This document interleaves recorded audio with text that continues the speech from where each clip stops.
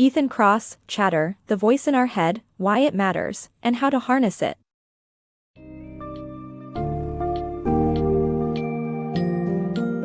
In the book Chatter, The Voice in Our Head, Why It Matters, and How to Harness It by Ethan Kross, readers will explore the intriguing world of inner voices, introspection, and their evolutionary advantages. Our inner voices play an essential role in shaping our identities, managing emotions, and keeping us on track with our goals. However, persistent chatter can obstruct our functioning, affect relationships, and even have adverse health effects. Throughout the summary, readers will learn valuable techniques on how to get some distance from their inner chatter, promote wiser reasoning, and engage with the outside world to reduce its impact.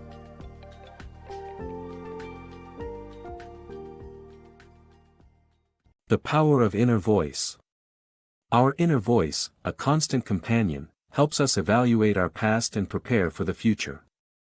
This practical tool emerges during infancy, assisting us in developing self-discipline while regulating our emotions.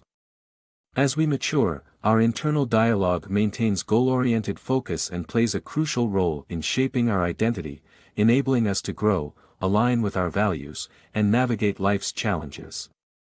We all engage in conversations with ourselves, but the speed of our internal discourse is astonishing, around 4,000 words per minute, which would take about an hour to verbalize aloud. Our inner voices have troubled humans for centuries, distracting even ancient Christian mystics and Chinese Buddhists during meditation. Intriguingly, people who stutter externally communicate fluently in their minds, and deaf individuals utilize sign language for inner dialogues. Undeniably, our inner voices are an integral component of our minds, serving an evolutionary purpose. As humans, we decipher meaning from our experiences, guided by introspective dialogue, which empowers us to learn from our past and strategize for the future. During infancy, we develop our inner voice, which later supports self-control. Russian psychologist Lev Vygotsky observed toddlers speaking aloud, mimicking parental instructions and regulating emotions. As children grow, they start to employ their own words to exercise self-control. In adulthood, our inner voice directs us towards our ambitions, whether they involve professional advancement or personal relationships. Our internal dialogue reminds us of our objectives and allows us to experiment with hypothetical scenarios, for example, contemplating various messages and their potential impacts on a romantic interest.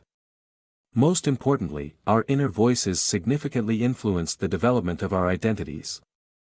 Through introspection and reflection, we craft meaningful personal narratives, fostering a robust sense of self that enables us to mature, embrace our values, and endure life's challenges. Chatter, your mind's unwanted noise. Our minds can only process a limited amount of information at once, usually around 3 to 5 pieces. Known as chatter, an excess of mental noise not only interferes with our cognitive abilities but also impairs our social interactions and overall well-being. Too much chatter can create obstacles in our daily lives, as it consumes our focus, strains our relationships, and detrimentally affects our mental and physical health. Chatter's intrusion in our minds can be illustrated through comparing two phone number formats, 800-520-6755 and 800-520-6755. Undoubtedly, you would find the first format easier to memorize because it contains only 3 chunks of information, while the latter presents an unmanageable string of 10. Our brains, when functioning optimally, can only retain a finite amount of data at once. Excessive mental noise, or chatter, limits our ability to focus, tune out distractions, and engage in essential activities, like writing an email or preparing a meal. Chatter not only hampers our cognitive capabilities, but it also disrupts our social relationships. Psychologist Bernard Rhyme found that people feel compelled to discuss their negative thoughts, often oversharing with friends who may feel overwhelmed. This tendency to excessively verbalize our emotions strains our interpersonal connections, making it difficult for us to know when to stop talking and start listening. Moreover, chatter takes a toll on our physical health as well. Emotional pain, like its physical counterpart, activates similar regions of the brain and triggers stress. While the initial stress response is adaptive, helping us react to urgent situations. Chatter prolongs it and transforms it into a chronic problem. Numerous studies have demonstrated the link between chronic stress and serious health issues, such as cardiovascular problems and cancer. In conclusion, reducing chatter is crucial for our cognitive, social, and physical well-being. Recognizing and confronting this mental clutter can pave the way for a healthier, more balanced, and fulfilling life. Distance yourself from chatter. In order to overcome anxiety and diminish chatter in our minds, we need to gain perspective and learn to look at ourselves more objectively. Achieving distance from our problems and seeking out the bigger picture leads to greater wisdom and better decision-making. Abraham Lincoln found himself torn between two women, unsure of which path to take in his romantic life.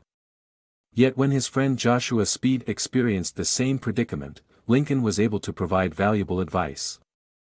This demonstrates the power of distance in putting complicated situations into perspective. Often when we're entangled in complicated problems, we zoom in on the issues and become consumed with anxiety or depression. By taking a step back, we can quickly reduce these mental distractions and gain clarity. When we visualize a negative memory as if we are observing the situation from a fly-on-the-wall perspective, we gain emotional distance. Research shows that this technique leads to greater clarity and reduced anxiety and stress responses. This approach has also been shown to promote cooperation and compromise in various scenarios, such as political disagreements or relationship betrayals. Additionally, temporal distancing can help put pressure and worries into context. When faced with a stressful work deadline or another imposing event, it's useful to consider the significance of the task in the long run. Will your current stressors matter in 10 years? Reflecting on this can provide relief from the constant worries. For example, considering that pandemics have occurred throughout history and eventually resolved can provide solace during the COVID-19 crisis. Ultimately, adopting a more objective perspective, like the one we use when assessing other situations, can lead to improved wisdom and decision-making. Wisdom is based on our ability to understand the bigger picture and the limitations of our own knowledge. By gaining distance from our problems and practicing perspective-taking techniques, we can become more insightful individuals. Mastering distanced self-talk. Embrace the power of distanced self-talk, a technique involving addressing yourself in the third person, to reduce negative emotions and effectively tackle challenges. By reframing threats as challenges and gaining perspective from the universal you, you can successfully quiet your internal chatter and navigate life's difficulties. In 1979, iconic children's television host Fred Rogers, best known for Mr. Rogers' Neighborhood, wrote a letter to himself expressing doubts about his ability to create a successful TV show. Interestingly, he spoke about himself in the third person, telling himself, "Get to it, Fred." Unknowingly, Rogers was utilizing a powerful psychological tool, distanced self-talk. Distanced self-talk is an effective method to alleviate feelings of shame, embarrassment, and stress while also promoting wiser reasoning. By addressing yourself in the third person, you create emotional distance from your internal chatter, which typically defaults to first-person singular or I talk. This self-focus can lead to negative thought spirals and has even been linked to predicting bouts of depression. Research conducted by the author revealed that when individuals referred to themselves using their own names or second and third-person pronouns, emotional turmoil decreased. Surprisingly, the effectiveness of distanced self-talk was seen within just 1 second of utilizing the technique as emotional activity in the brain was reduced. This third-party perspective helps in turning the perception of failure into a challenge that can be tackled, resulting in diminished internal chatter. Distanced self-talk can also have positive physical effects, with studies indicating that challenge mindsets lead to more relaxed arteries compared to those experiencing stress. Taking a challenge head-on is better for both our minds and our bodies. Finally, consider the concept of the universal you, the pronoun you, used to address shared experiences and norms rather than personal preferences. Examples include phrases such as, "You gotta step back" or "You gotta be cool with it." We often hear the universal you in song lyrics or interviews, offering collective wisdom and advice. Utilizing this perspective enables us to gain insight from the collective human experience, quieting our internal chatter in the process. By mastering the art of distanced self-talk and drawing upon the universal you can effectively reframe threats as challenges and gain the perspective needed to tackle life's obstacles. Balancing emotions and solutions. Coping with grief and emotional challenges requires addressing both emotional and cognitive needs. While sharing feelings and seeking empathy can fulfill emotional needs, it is essential to also gain perspective and find solutions to deal with the underlying issues.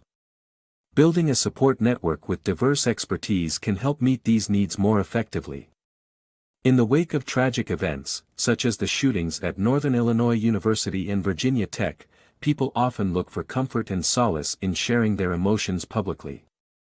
Social media platforms like Facebook can provide a space for collective grief and connection, but research has shown that this may not be enough to tackle long-term depression and PTSD symptoms.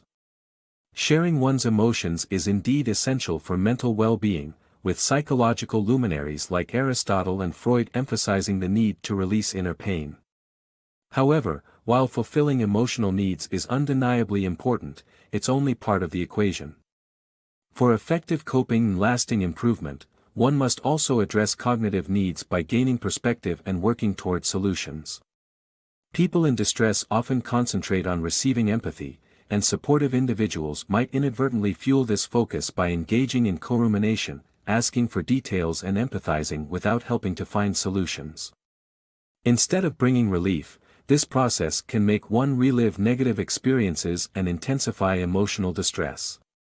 What's required is a perfect balance of empathetic understanding and effective problem solving. The FBI's hostage negotiation strategy provides an excellent example of this delicate balance. It employs active listening and empathy to build rapport, followed by influencing behavioral change to resolve the situation. Similarly, when seeking support, it's crucial to surround oneself with people who can offer perspective and guidance toward solutions rather than fixating on the problem. Furthermore, creating a board of advisors with varied expertise can help address specific challenges in different aspects of life. For instance, discussing work-related issues with a colleague might be more beneficial than talking with a sibling. Ultimately, by finding the right balance between emotional support and problem solving, one can more effectively manage emotional challenges and reduce inner turmoil. Nature's power in taming chatter. Exposure to nature and green spaces enhances attention spans and overall well-being. By engaging our involuntary attention and instilling awe, nature provides relief from mental chatter. Organizing physical environments can also offer a sense of control, promoting goal achievement and increased effort. During the 1990s, Ming Kuo, a researcher from the University of Illinois, discovered an interesting correlation between green views and attention spans. People residing in Chicago housing projects displayed improved focus when their windows provided a view of greenery. This increased concentration spurred more optimistic thinking. Subsequent studies in England and Canada further supported these findings, revealing that access to green spaces contributes to happiness. Nature's impact on our well-being stems from the unique way it captures our attention, drawing us out of incessant mental chatter and providing a rejuvenating respite.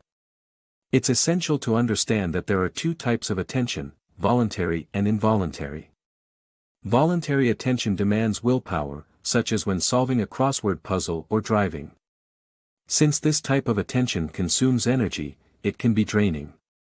In contrast, involuntary attention occurs when something naturally captivates us, like a stunning sunset, and has a recharging effect. In the 1970s, psychologists Stephen and Rachel Kaplan proposed that nature exposure refreshes attention spans by engaging in voluntary attention and invoking a sense of awe, a powerful emotion that elevates us beyond ourselves. This experience allows voluntary attention to recover. Multiple studies have since validated the Kaplan's theory, with evidence revealing that even brief nature walks improve cognitive test performance. Experiencing awe extends beyond nature, as it can also arise from witnessing remarkable events like an incredible concert or a baby's first steps. Additionally, there are alternative methods for stepping outside yourself, such as creating order. Tennis legend Rafael Nadal is known for his on-court rituals like meticulously aligning his water bottles, which helps quiet the internal chatter in his mind. The advantages of establishing order reach far beyond high-pressure environments. Feeling in control enhances belief in one's ability to achieve goals, influencing the effort invested in pursuing them. A simple yet effective approach to cultivating order involves decluttering your physical surroundings. So, the next time you consider postponing house cleaning, remember the mental benefits of a well-organized space. Harnessing placebos and rituals. Since the age of Franz Mesmer, humans have been influenced by the placebo effect, where belief in an object or action's ability to heal or improve one's condition produces beneficial results. Comprehending the human brain's foundation on prediction and the intergenerational impact of cultural beliefs and rituals can help manage everyday stress and combat the potential disarray experienced with our inner dialogues. In the late 18th century, Franz Mesmer claimed he cured the pianist Maria Theresa von Paradis of her blindness with animal magnetism, a dubious technique using magnets and nonsensical rambling. Although Mesmer was later exposed as a fraud, his methods showcase the power of the placebo effect. Humans have a history of assigning power to physical objects or actions, such as the belief in King Solomon's seal warding off demons during medieval times or legendary basketball player Michael Jordan famously wearing his college shorts under his uniform. These examples demonstrate the core idea that if we hold conviction in something's ability to benefit us, positive effects often follow. Placebo effects, manifesting in various forms such as pills or talismans, can alleviate physical and emotional symptoms, driven by the human brain's penchant for prediction. Redirecting our inner voice by projecting the efficacy of an action or object plays a major role in the success of these tactics. Furthermore, we absorb many beliefs from cultural and familial customs, typically manifesting as rituals.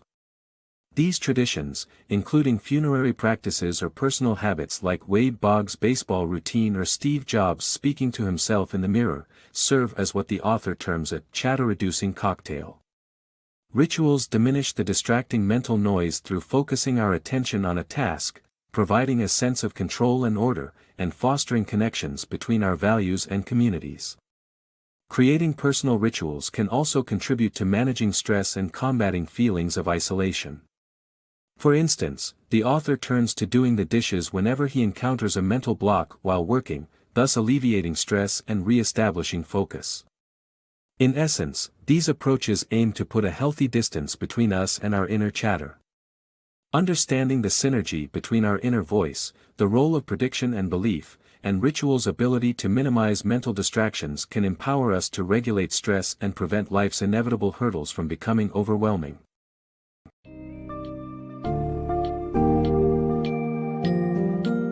Ethan Kross invites readers to understand the importance and drawbacks of the voice in our heads and provides practical solutions to managing its incessant chatter.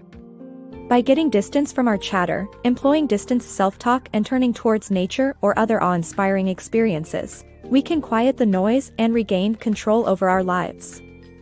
Through fulfilling both our emotional and cognitive needs, we can overcome the spirals that can make our lives more difficult. As we discover and implement these useful strategies, we can harness the power of introspection to enhance our decision-making, foster better relationships, and lead more fulfilling lives.